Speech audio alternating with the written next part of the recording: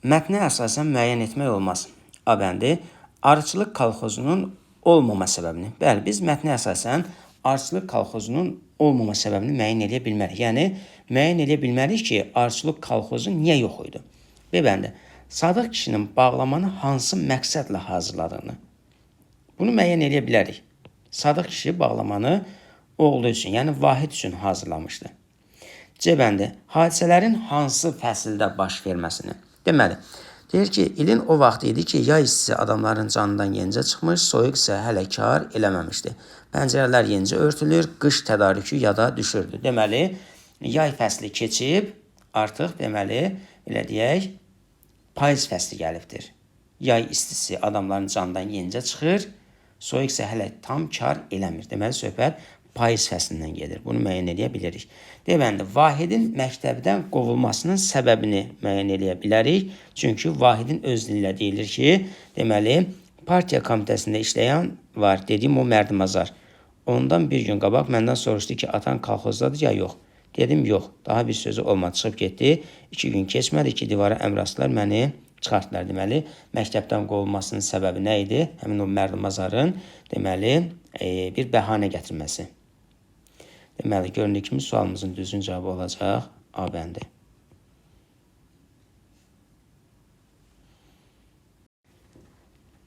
Mətnə ad verin. A bəndi Vahidin qəhrəmanlığı. Mətndə biz Vahidin hər hansı qəhrəmanlığını görmürük. B bəndi Sadıq kişinin ədaləti. Biz Sadıq kişinin hər hansı ədalətində şahidi olmuruq. C bəndi doğruya bənzəyən yalan. Yəni, burada da hər hansı belə deyək də uyğunluq yoxdur. D bəndi ata narahatlığı. Bildiyimiz kimi Sadıq kişi Vahidin atası idi. Deməli, Vahidin məktəbdən, universitetdən xaric edilməsi də onun narahatlığına səbəb olmuşdur. Ona görə də sualımızın düzgün cavabı olacaq D bəndi. Kursivlə verilmiş abzasda hansı ifadənin qarşılığı işlənməmişdir? A bəndində insan sözü verilmişdir.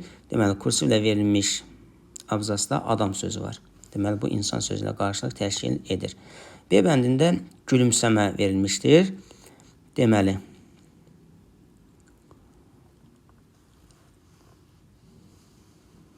sonra üzündə ani bir təbəssüm doğdu və yox oldu. Deməli, gülümsəmə təbəssüm ola bilər. C bəndində heyrətlə sözü verilmişdir. Heyrətlə sözü də təəccüblə sözü ilə qarşılıq təşkil eləyər. Qaldı D bəndində qıfılbənd sözü.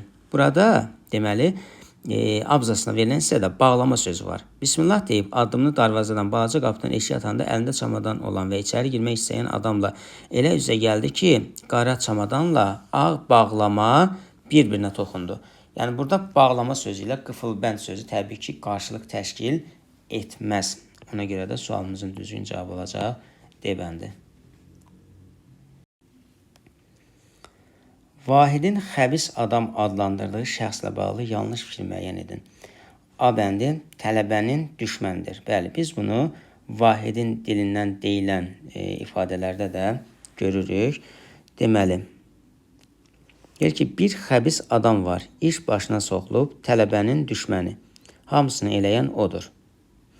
B bəndi partiya komitəsində işləyir. Deməli, deyir ki, partiya komitəsində işləyən var. Dediyim o Mərdimazar. Bu da doğrudur. C bəndi Sadıq kişi ilə ədavəti var. Ədavət sözünün mənası düşmənçilikdir. Amma o insan bəlkə də heç Sadıq kişini tanımırdı. Təbii ki, biz bunu mətnə əsasən doğru hesab edə bilmərik. D bəndi Vahidin məktəbdən qovulmasının əsl səbəbkarıdır. Bəli, Vahidin məktəbdən qovulması üçün o insan deməli ortalığa bəhanələr atdı və Vahidi məktəbdən qovdurdu. Deməli, sualımızın düzgün cavabı C bəndi olacaq. Uyğunluğu müəyyən edin. 1. Faktdır. 2. Ehtimaldır. 3. Yanlışdır. A. Hadisələrin baş verdiyi dövrdə insanlar təsərrüfatını kolxoza verməyə məcbur idilər. Bəli, bu faktdır. Nəyə əsasən deyə bilərik? Mətndə gördüyümüz kimi Vahidin universitetdən qovulmasına səbəb atasının kolxozçu olmaması idi. Yəni, həmin o Mərdimazar deyilən obraz, deməli, Vahidi universitetdən qovmaq üçün atasının kolxozda olmamasını əsas gətirdi. B bəndi. Sadıq kişi oğlunu sevmədiyi üçün onu təəccüblə qarşılayır. Bu yanlışdır. Çünki Sadıq kişi oğlu üçün artıq bağlama hazırlamışdı. Onu şəhərə göndərəcəkdi ki, bəs oğlu belə deyək də tələbədir, oxuyur, əziyyət çəkməsin. Amma qapını açanda oğlu qarşısında çıxdı. Təbii ki, bunu o təəccüblə qarşıladı, çünki onu yanında gözləmirdi. Yəni B bəndindəki fikir yanlışdır. C bəndi. Sadıq kişi Vahidin təhsilini davam etdirməsi üçün addımlar atır. Artıq biz bunu ehtimal edə bilərik. Çünki Sadıq kişi öyrəndi ki, bəs oğlu universitetdən xaric edilib qovulubdur.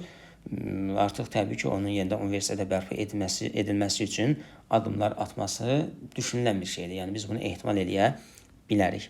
Deməli, 1A, 2C, 3B şəklində olacaq sualımızın düzgün cavabı. Bu da testimizin B bəndində öz əksini tapmışdır.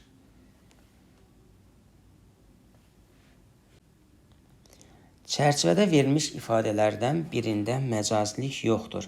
Həmin ifadəni müəyyən edib cavab kağızına yazın. Çərçivədə verilən ifadələr yada düşmək, çətinlik çəkmək və dözə bilmək ifadələrdir. Bunlardan yada düşmək və çətinlik çəkmək frazeoloji birləşmədir. Bunlarda məcazlik var. Dözə bilmək isə mürəkkəb feildir. Təbii ki, burada məcazlik yoxdur. Ona görə biz cavab kağızına dözə bilmək ifadəsini yazmalı idik.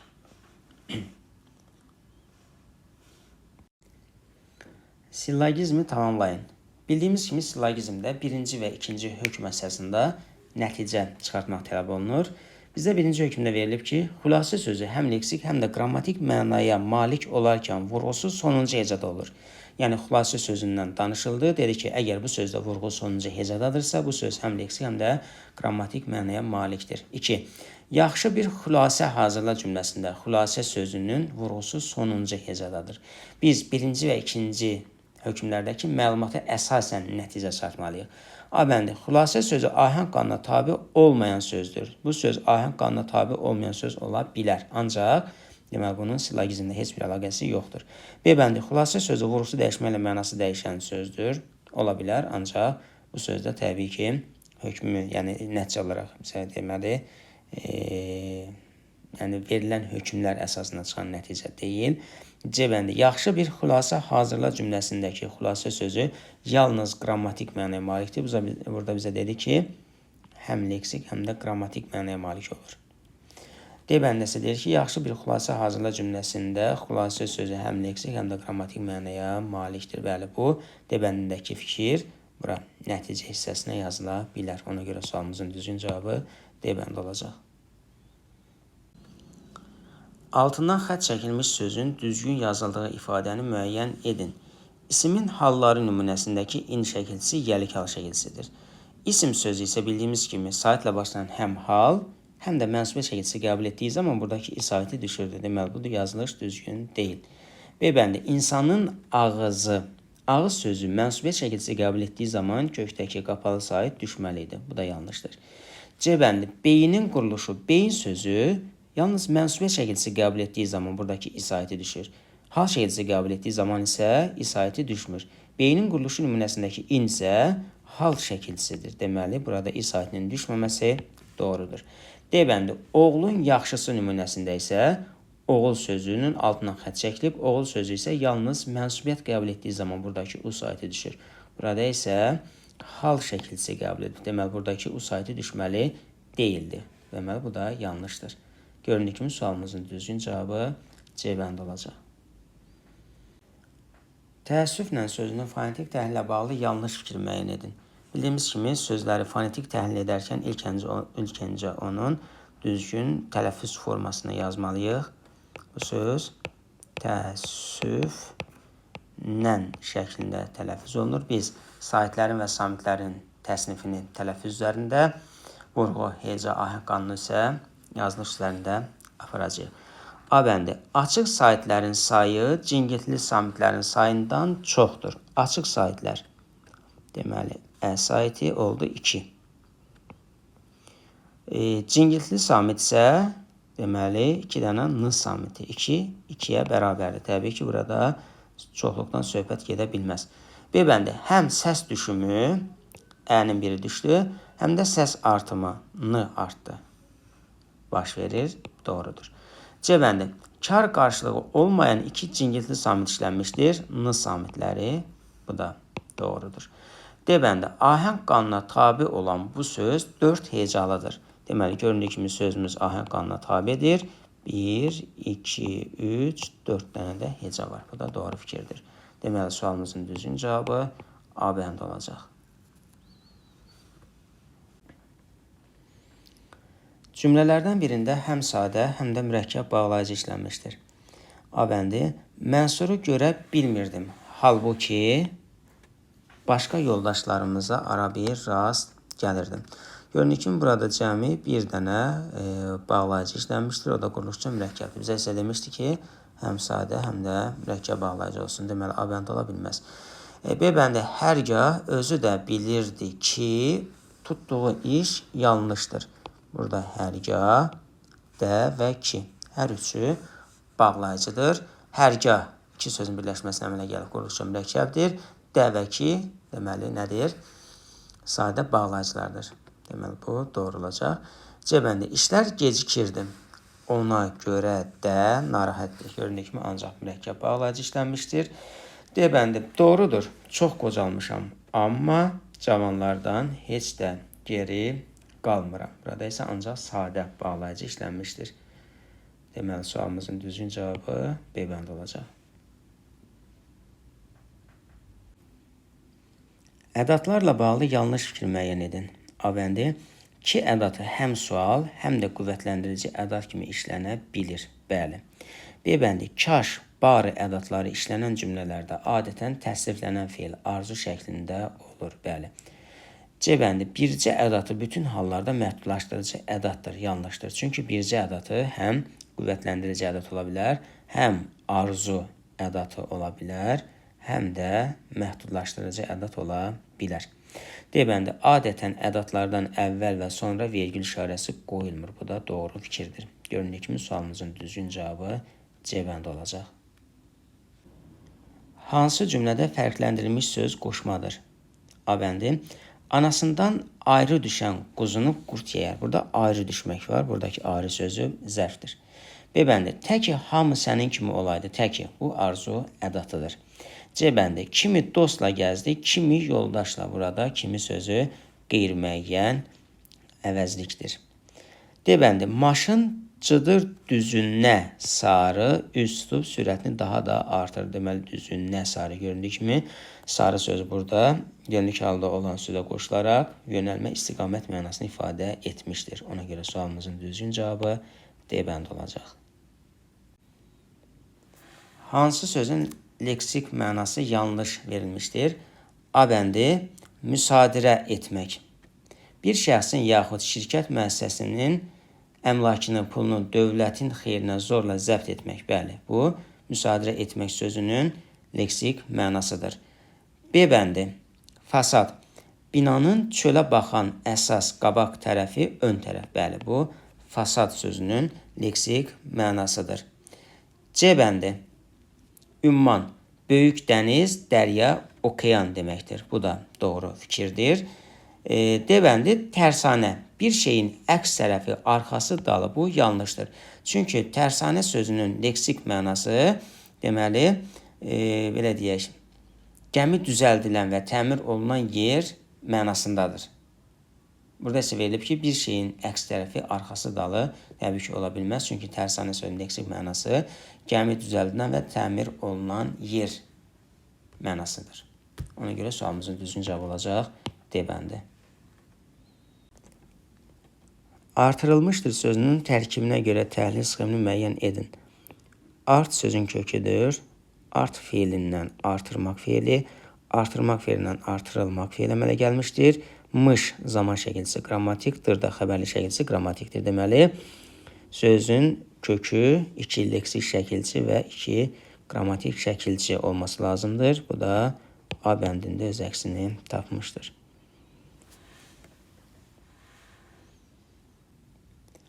O, dəmirçiliyi yeni öyrənib cümləsində əvəzliyin hansı məna növü işlənmişdir? Bildiyimiz kimi, o əvəzliyi həm şəxs, həm də işarə əvəzliyi kimi işlənə bilər. Əgər o əvəzindən sonra vergül işarəsi qoyulubsa, deməli o şəxs əvəzliyidir və ismi əvəz etmişdir. Ona görə sualımızın düzgün cavabı B bəndi olacaq. Feili bağlama işlənən cümləni müəyyən edin. A bəndi. Ocaq çatırdadıqca qığılcımlar ətrafa sıçraşır, yavaş-yavaş köz düşürdü. Deməli, burada dıqca şəkilçisi var. Bu feili bağlama şəkilçisidir. B bəndi. Dağların üstünə toplaşan buludların hər biri bir rəngə çalırdı. Toplaşan söz var. Bu feili bağlamadır. C bəndi. Cəlil hərçənd məktəbə gedib gəlirdi. Ancaq oxuduğu bir şey yox idi. Bu da feili sifətdir. Yaşamaq yanmaqdır. Yanasan gərək. Yaşamaq, yanmaq. Bu da məslərdir. Deməli, sualımızın düzgün cavabı olacaq. A bəndi. Məna tayları müxtəlif nitq hissələrinə aid olan amonimlərin cərgəsini müəyyən edin. A bəndində aşıq sözü var. Aşıq sözünün amonim mənalarının hər ikisi isimdir. Bir var saz çalan aşıq, bir də var aşıq sümüyü. Yəni, eyni zamanda aşıq oyunu da deyirlər. Belə bir şey var. Hər ikisi isimdir. Oxşamaq və uçmaq sözləri verilibdir. Oxşamaq sözü feil olaraq, deməli, amonim ola bilər. Uçmaq sözü feil olaraq amonim ola bilər. Yəni, göründüyü kimi bunlar müxtəlif nitq hissəsinə aid deyil. B bəndi. Kök. Bir var yediyimiz kök. Bu isimdir. Var kök insan. Bu sifətdir. Kürü. Bir var balıq kürüsü. İsim. Bir də var qarı kürmək. Bu feildir. Ayaq sözü isə amonim deyil. C bəndi. Tala, oxu və yar sözlər verilibdir. Tala sözü. Bir var meşənin içərisindəki açıqlıq ərazi olan tala. Bu isimdir. Bir də var talamaq. Feil mənası. Oxu. Bir var oxu. Dərs. İsim. Bir də var oxumaq. Feil. Yar sözü. Bir var sevgili mənasında yar isimdir. Bir də var yarmaq feili. D bəndi. Yad. İnsanın yadı isimdir. Yad özgə mənasında deməli sifətdir. Balaq. Şalvarın balağı isim. Bir də deməli bu camışın balasına balaq deyirlər. Bu da isimdir. Çiçək sözündə hər iki mənası isimdir amonim olaraq. Göründüyü kimi sualımızın düzgün cavabı C olacaq. Çünki tala, oxu və yar sözləri müxtəlif nitq hissələrinə aid olan amonimlərdir. Hansı cümlədə zərf feilə aid deyil? A bəndi. Müəllim siyahıdakı uşaqların adını tələsmədən adba-ad oxudu. Adba-ad oxudu. Demək, oxumaq feildir. B bəndi. Kəndə axşam çatdıq. Ona görə olanlardan xəbərsizəm. Axşam zərfdir. Çatdıq sözünə bağlanıbdır. Burada da deməli feilə aiddir. Deməli, A və B bəndində feilə aiddir. C bəndi. Buralarda dağların başı həmişə qarlıdır. Deməli, buralarda qarlıdır. Qarlı sözdə sifət olduğuna görə deməli biz zərfin sifətə aid olduğunu görürük. D bəndi. İçəri yaraşıqlı gənc bir oğlan daxil oldu. Burada daxil oldu feildir. Deməli, göründüyü kimi sualımızın düzgün cavabı olacaq C bəndi.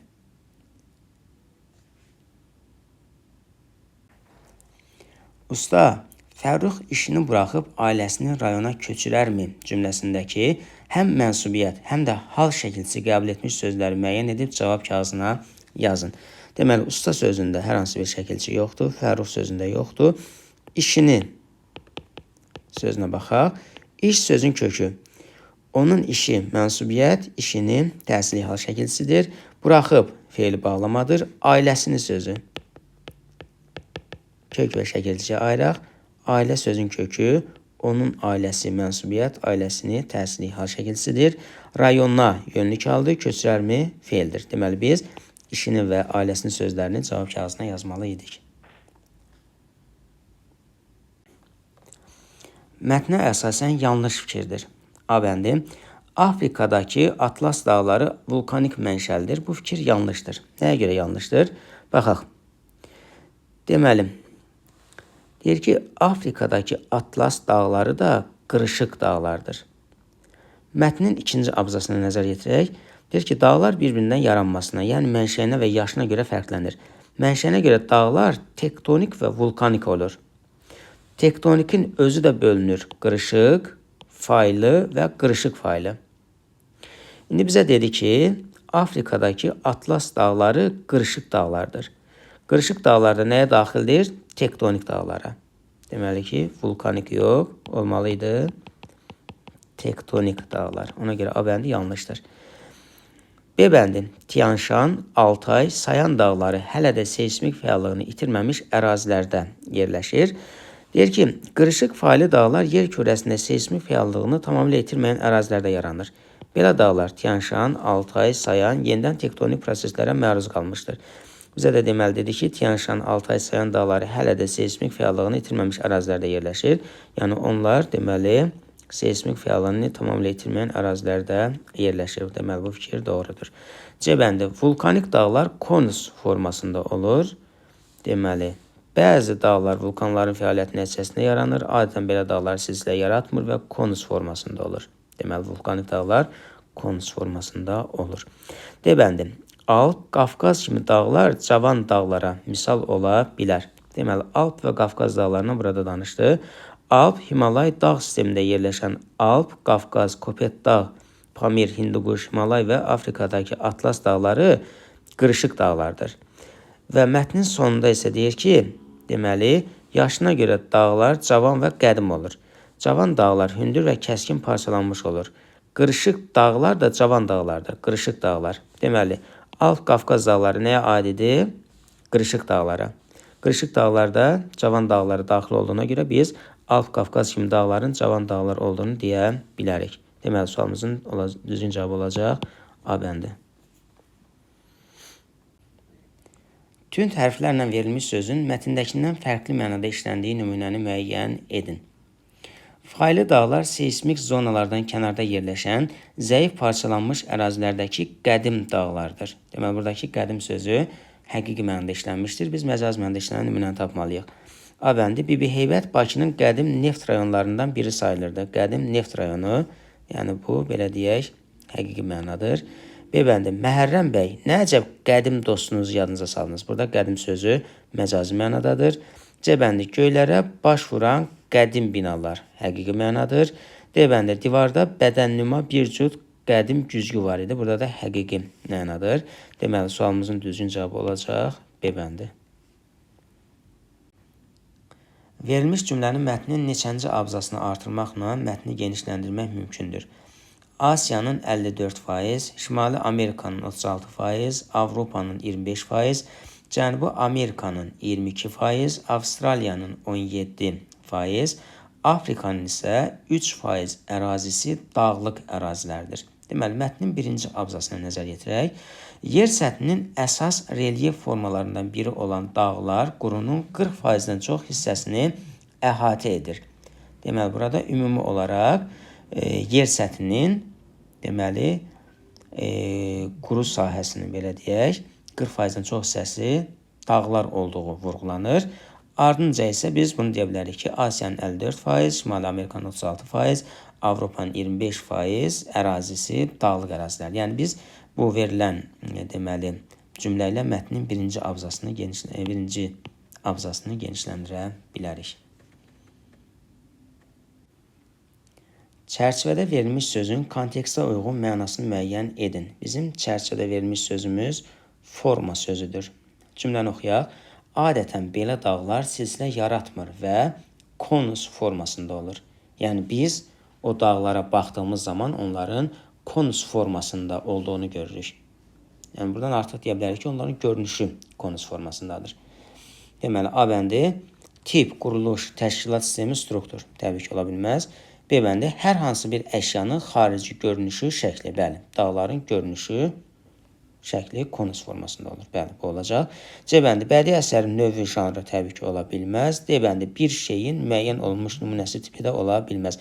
Yəni A, C, D bəndində verilmiş sözlər də forma sözünün deməli mənası ola bilər, amma kontekstə uyğun mənası B bəndində verilmişdir. Biri mətnin əsas hissəsinə aid deyil. A bəndi qırışıq faili dağlar yer kürəsində seismik fəallığını tamamilə itirməyən ərazilərdə yaranır. Deyir ki, qırışıq faili dağlar yer kürəsində seismik fəallığını tamamilə itirməyən ərazilərdə yaranır. Deməli, bu əsas hissədə verilmişdir.